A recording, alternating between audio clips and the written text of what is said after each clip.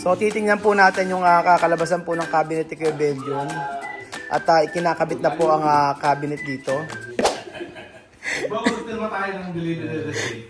Kaya lang, Sabi ko sa'yo na pagkausap yan, mangangagat yan eh. Alam mo, Belgium, pagkausap ka, nangangagat ka. kasi buto wala nang dala eh. Butong na ako. Belgian. Pabili ng pabili, hindi mo kayo bibigay pambili. Kami naman parents to. Ano ako pabili? Walang pera. Pwede pabili ka kabili. Eh, ba't kasi hindi ka pabili? Walang pera. Alam mo, Kuya Edwin, kasasahod mo lang kapon kay Wawe. Sasahod lang, yan o. O, sumahod ka naman pala eh. Sumahod yan. Bibili ng bigas, ito mga. Bigas eh, may libre kayong bigas sa bahay sa... Alam mo, magtyaga ka sa NFA. Saan na ayaw ganyan, bibili ka na-abonong sa pambili. Hindi ba may ayuda ng bigas sa inyo? Meron nga. Dalawang 20 pesos. Magandang araw po sa inyo lahat mga amigo. Good morning, good morning, good morning mga idol. For today's video, nandito po tayo sa may bahay sa kwarto ni Kuya Belgium. So, ngayong araw po, ay ito po, ikinakabit na po yung cabinet ni Kuya Belgium. Titingnan po natin kung... Diyan ba din yung cabinet? Diyan sa dulo? Diyan talaga yung cabinet. So, Kuya Belgium, mag-help ka rito, Kuya Belgium. Magtulong ka rito naman. Kasi, siyempre, nagugutom na yung tao. Sabi ko nga kay Jemo, tapusin yung lahat na yan. 6 lang naman yung, yung cabinet. Sabi niya, kaya naman daw niya. Ako nga susundo. Basta tapusin lang niya yung 6. Oo. Tapos wala... ako na nga susundo, basta tapusin lang niya yung malala natin. Kasi bukas daw aalis daw siya, makikipag-date daw. Makipag-birthday ako. Makipag-birthday siya bukas. Kay Mike. Hay! Bawal magmura! Bawal magmura. Oo nga eh. Tapos ayan po, sabi ko nga po ay, Birthday. Nakagagastos ako doon. Sabi siyempre. malamang gagasos ka. May birthday. Eh, Birthday ba ni Michael bukas? mamaya. Mamaya. Kaya nagtrabaho kahapon. Yung sinahod ngayong araw, panghanda. Ilawin na. Isang kaon na rin po. So, titingnan po natin kung bagay po. Iyan na namin, ayan po. For the first time, nagsukat po tayo ng dapat isukat. Isang kaon na rin po. Ikaw kikita. So, alam nyo, hindi ako nagpapainom, Kuya Edwin. Alam nyo, ang alak ay masama sa katawan yan. Yun na nga. Yun na nga. Siyempre, ayoko naman na konsintihin kayo sa mga maling gawain ninyo. Balik ka nga. Oo. Pumunta ka lang dito kay Wawi. Tingnan natin pag naitayo yan. Kay Wawi, mudan lang ng kote, pinainom na ako. Ay, ganun ba? Kaya naman, Gusto ko sa bumakabit na. Wawi. Bakit si Wawi padaling buhay mo? Mga lasinggero pala talaga kayo, no? Wala, umiinom na. Gusto ko na padaling buhay mo. Mga, Bumakabit na, hindi pa mapainom. so, ibig sabihin, mga lasinggero pala talaga kayo, no? Tumakot yung alak sa katawan na maga. Pag tanghali pwede, ganon. Yung palang alam mo ba, yung nabasag palang tempered glass, ang halaga ay 5,000. Alam ba ni Senti sa likod? Okay, Kuya Edwin, yung nabasag pala na tempered glass is 5,000 ang isa. Yan ang sinasabi ko sa'yo kasi hindi ka tumulong. Magbubuhat kasi hindi ka tumulong. Pinamigay mo ako kay Wawi, tapos na, pakitulog. Ate, sakayin mo ako pwede. Hindi, alis mo ako. Pinamimerienda ka ba ron? Pinamerinda ka, pinainom. Ano yung mga pinamerienda sa Wawe? Pinautang ka. Ang pinangutang. Yung pinutak ko pala. Yun o. Wawi. Pautang. So titingnan po natin yung kakalabasan po ng cabinet ni Kuya Belgium. At ikinakabit na po ang cabinet dito. So alam mo Belgium, saan yung cabinet mo dapat? Dito. Diyan sa kabila. Ayaran eh. Kasi TV dyan eh oh. Diyan ka maglagay ng set ng ano. O nga, yun ba yung ilagay mo sa kusina yan? Yung binili mo ba? Iyan ito siya. Oo. Sa kusina mo yan? Yung sa kusina mo, yung kulay white dyan mo ilagay. Para may TV ka. Oo nga. O yun. Yung white na cabinet sa kusina, ilagay mo dyan. Para may lagay kang TV. Baka may pagpapalitan kayo, bigay mo kasama eh. Ano? Baka may magpapalitan kayo. Wala na, may gamit ba rito na ano? Maganda nga yung Belgium eh, may electric fan. Oo nga, mataas kasi yung ano ni Belgium. Sa bahay niya, ayun niya. Ganda may electric fan, tapos ilaw pa. at the same time. So, syempre, sabi ko nga po, kayang-kaya ni Jemo yan. Kung maaga-aga pa nga si Jemo, sana nakarami ng gagawin yan. Oo. Baka sure. Pero paano kasi, yun eh. Kung ano yung Oo. So, i-sure niyo yung tamang butas niyan. Kasi kanina, nagbaklas na naman si Jemo. pagka-upit na talaga, may Ayan, iba yan. Yung lahat ng kabila, magkakamukha lahat ng kabila, di ba? The rest, magkakamukha. Oo. Dalawang klase lang yan. Itong kay... Yung mga angels mo, pwede lang tatlong kwarto doon, tatlo. Nako, baka mabasag pa yung ano. Sino ba? Mamaya na paano kung pagkain dalawa mo yun. Ipapagkain mo na, isis mo na. Pakakain mo na sa dito. So, titingnan natin kung ano itsura ng cabinet ni Kuya Beljun. Ito bang cabinet na ito ay maayos? Ayan, sinasabi ko. Oo, yun. wala naman tayo lalagay sa gitna. Baka mamaya may hirapan tayo mag-ganito. O, yun nga sinasabi ko, yung likod niyan. Ayun. O, yun ang mga likod. O, ayan. Baka mamaya hindi natin makikabit ng matiwasay. Pero maano rin yung kahoy na to eh. O, yan. Maganda rin yan eh. Medyo ano siya, medyo mas okay yan. Kasi, yung kung tayo po ay magpapagawa ng cabinet na kahoy, alam niyo po ba yan na ang mahal po noon kasi pinipinturahan pa. Oo. Eh dito, gawa na siya agad. Kuya Edwin, wag mong upuan yan, Kuya Edwin. Wag mong upuan. Pag inupuan mo yan at nasira, yari tayo kay Kuya Beljun. No? Naku po, sabi ko nga sa inyo. Mas lang yan, yung kalaming 5 mil ata. 15 million, yun sa'yo mahal, di ba? Oo. 15K. O, 15K yan. Pero yung iba, mas mura-mura. Yung mga kila Kylie. Pero maganda naman. Ano. Maganda sa IKEA yung mga aparador. Doon kayo bumili. Oo, tumatagal yan kasi sa bahay namin ganito nga hanggang ngayon buo naman ilang years na. So, bago po matapos ito ay mag-aaway po muna sila. At excited ako na makita yung itong mga to. Pag-aaway. Oo, yung pag-aaway po nila. Kulang nga ng tornilyo. Aba, hindi magkukulang ang tornilyo, Jemo. Teka muna na por. Ayun sinasabi ko sa iyo, Kuya Edwin. Hindi. So, ang tinatawag dyan ay pag-aayos. Huwag lang magbabaklas-baklas. So, ayan, at makikita na po natin itong cabinet ni Kuya Beljun na matibay-tibay naman siya. Kailangan na talaga hindi mababangga siya. Actually, yung cabinet naman kasi, yung mga plyboard na ginagamit, ay mas matibay naman yun, lifetime naman yun. Kaso, inaanay naman yun. Pero yung mga modular na cabinet, yun po, ang for lifetime din yun. Pero mas talagang yun, habang buhay mo nang gagamitin na rin na ikaw mawawala na sa mundo, buo pa siya. Oo. Pero eto kasi, ay base sa aming experience, okay yung ganitong cabinet din naman. Basta iingatan lang. Ayan. Kasi kapag ka nagpagawa ka po ng cabinet, magpipintura ka, lilihahin, magpa-primer, at sangkaterba ang uubusin mong pintura at saka labor. Yun lang pong TV background namin. Ako, ilang linggo ba yung TV background yun? Napakatagal na, 2 linggo, mahigit, no? Halos 2 linggo mahigit po. Kaya lang yun talaga, maganda gawa nun. So, hindi tayo sure kung tama yung ginagawa ni Jemo, pero titingnan natin kung maikakabit na maayos.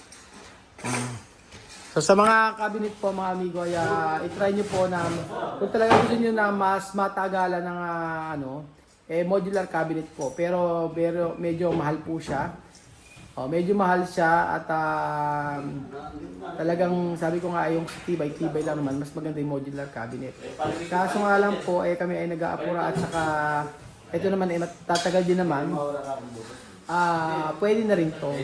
For example, ang isang cabinet nito ay nagkakahalaga na halos sa 15,000, ganyan. 15,000 kung hindi ako nagkakamali at meron na mga merong iba Merong mga halaga nga, nasa 9,000, 10,000, depende po sa cabinet. Pero ako nakita ko dito sa may, ano ni Kebedjun, maganda lang po sa bahay, kulay white. O, ayoko ng mga ibang kulay na cabinet. Gusto ko white lang. Tapos, pagka-cladding, pagka mga cladding tuloy, pagka modular cabinet, magandang white silver yan. White silver, maganda. Ayan na po. So, kulang daw ang tornilyo, sabi ni Kuya Jemo. At kailangan bantayan yan kasi pag natin bantayan yan, baka nga alas 4 bago matapos ito. Alam niyo na po, ganyan po ang trabaho ni Michael before. Wala na si Michael kung ano pa sinasabi, no? Ayan ha. So, itong kwarto ni Kebedjun, ang kulang na lang ay kortina, TV, at saka itong pintuan dito. Yung pintuan dito ay ginagawa naman na po mga amigo. At gusto kong maipakita sa inyo ang kakayarian nitong cabinet na ito. So mag-antay lang po kayo mga amigo. So may pagbabago ba sa ginawa niyo? Parang wala naman. So after... So nangangapa pa kayo? Oh, yon. So ibig sabihin, nangangapa pa sila. Bawin mo, anong pambayad dyan? Sumisigaw. Yung dadaanan natin ni Harang. Asaan ba? Asan yung harang? Amatay mo po. Bela akong harang dyan. Napatay mo din eh. Pag kay Wawi, napakasipag mo. Ba't pag dini parang Parang pilit yung gawa. pilit na pilit ang gawa mo? Uutong na, uutong. Nag-ugutom. Parang kami binibigyan sila ng maling. Maling ba binigay sa inyo? Spam. Maling. Ito mo nga, binigyan pala kayo ng maling. Sumisigaw na yung boss natin.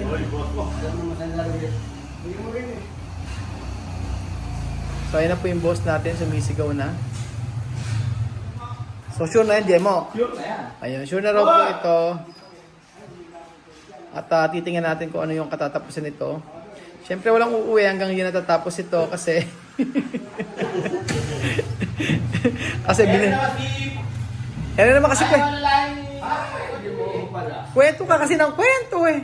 Paano tayo mayayari? Turo nga yung Hindi tayo uuwi hanggang... Nakasuot na naman eh. Nakasuot na eh. Naku, huwag niyong nakasuto ko na yung Oh. Diba yung... Pasok eh. Dapat mo ako. Ayun, paano naman kasi magkakasya eh. Huwag niyong yung puwersahin. Pag masisira yan, stick. Mag-i-stick well tayo dyan. Mahirap na mag-stick well. So, Walang panahon pa kasi for yung... alam mo talaga, hindi na nakikinig sa akin si Belinda at si Ate Janet eh. Susumbong ko na siya kay Sabi ko maalikabok eh. Ito nga yung pa oh. Ay, hirap talaga oh. Ayan maalikabok. Kitang-kita oh. Ganyan. Kailangan siguro talaga magpa-deep cleaning na kami. Pagka hindi kami nagpa-deep cleaning, ganyan na mangyayari. Hindi meron pa mga dumi-dumi. Kasi yung deep cleaning, ang alam ko talaga, malalim. Malalim. So, titingnan natin. Ayan. Malapit na yan. Malapit na tayong mainis. Ganda ng kwarto ni Kebedjun, ano? Ganda ng kwarto. Kalain mo yun. So, ayan po mga amigo. Ginabi na po kami. At ang usapan namin si Jemo, ako po ang mag-ano. Ako ang maghahatid magsusundo sa mga bata. Ito na. So, ito na. Ang cabinet ni Kuya Belgium. Maganda rin naman pala yung cabinet ni Kuya Belgium. Nagawa na nila. Ay, nakakatakot. Ganda na pala yung cabinet ni Kuya Belgium. Oh, di ba? Okay na yung ganyan kalaki. Maganda kasi may salamin siya. And then dito, mga amigo sa taas, alam ko kinabitan ni Jemo. Yung cabinet. Check natin.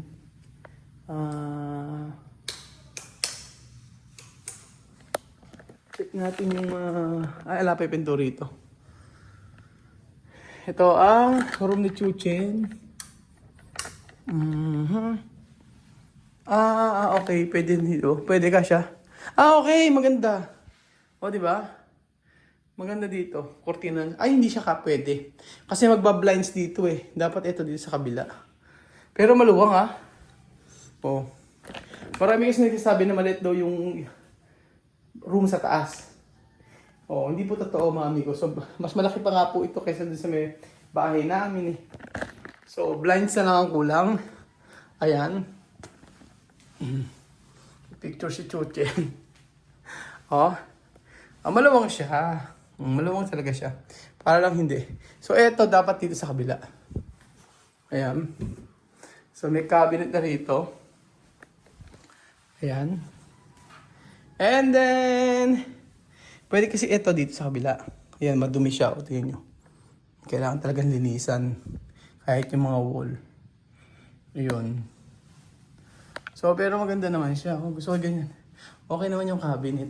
Magkakamukha pala siya. Diba? Oo. Maganda. Oo. Tapos, ayan. And then dito, wala pa. Ayan. And then, dito, okay na. Meron na rito. Sa room ni Kylie. Dito sa room ni Kylie, okay naman. Piano ni Kylie. Ayan. Oo, tama dito talaga siya. Oo. Pwede siya dito actually. Sa room ni Kylie, yan. Pwede dito yung cabinet. Oo. Pwede rin naman. Yan, dito lang pinakamaganda. Kung may study table, dito pwede rin siya. Kasi dito yung kurtina eh. Oo. Pero pwede na siya.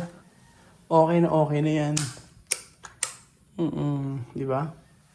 So, ganyan po mga amigo. Ang room ni Kylie. Itong, ano nito? Dito na ilalagay ito. Ito pala nilagay. Saan ba maganda? Dapat sa harapan, di ba? Napunta rito. Actually, pwede naman sa gilid yata yan. O, di maganda na siya. Ayan, dapat inipit. Tapos meron pa siyang ano. Actually, may drawer pa dito eh. Ayan, dito sa part na to. Ay! Ako! Nakalimutan kong pambihira. Nakalimutan pala ako sendan. Sa project. Ngayon ko na naalala. So, ayan po mga abigo. Ang ating napakagandang room ni ni Ate Kylie. So, kailangan na lang dito ay, syempre, blinds. Gustong-gusto ko talaga yung ating salamin na kulay gray na ganito. Tapos, ayan, ganyan. So, may naikabit na 3. At kulang na lang bukas ang isa. Dito wala pa siya. Kakabit sana dapat hindi natapos. So, yung room ni Chuchen ay okay na! Pwede lang tirahan. Ayan, yung sabi ko niyo, yung mga alikabok ko, yung mga dumi ko. O, diba? Yan hindi nakikita kasi. Akala nila, ang paglilinis lang ay sa baba. Oo, kaya inaano kay Ate Janet. Pag naglilinis ka ako yan, kung hindi sa baba, lahat ang kako lahat yan. So, meron na nga. O, tingin nyo, kitang-kita yung mga dumi. So, ayan. Ilagay pa ulit ito kasi lagyan ng silicone. Pero okay naman na siya, di ba? Ganda naman siya. Sakto-sakto, nagtugma-tugma siya. So, ayan po mga amigo. Maraming salamat po. At wow talaga ang cabinet natin na let's go. Por favor. Ayan, dito mula namang okay naman na dito eh. Kailangan natin linisan lang talaga. Ayan. Okay naman siya lahat. At kompleto na. Ito na lang. Ito, ang gagamitin dito ay ibang cabinet. So, ayan mga amigo. Thank you so much po sa panonood ng episode na ito. At sabi ko nga po sa inyo, malapit na ilang percentage lang tapos na po ang bahay na ito. So thank you so much po. At God bless mga amigo. Bye-bye. Abangan niyo po ang mga susunod nating mga pasabog sa bahay ni Kuya. Pasabog. Bye-bye. Thank you so much po mga amigo sa panonood ng episode na ito. Madin nyo, meron na kurtina yan. O, diba? Ang ganda na.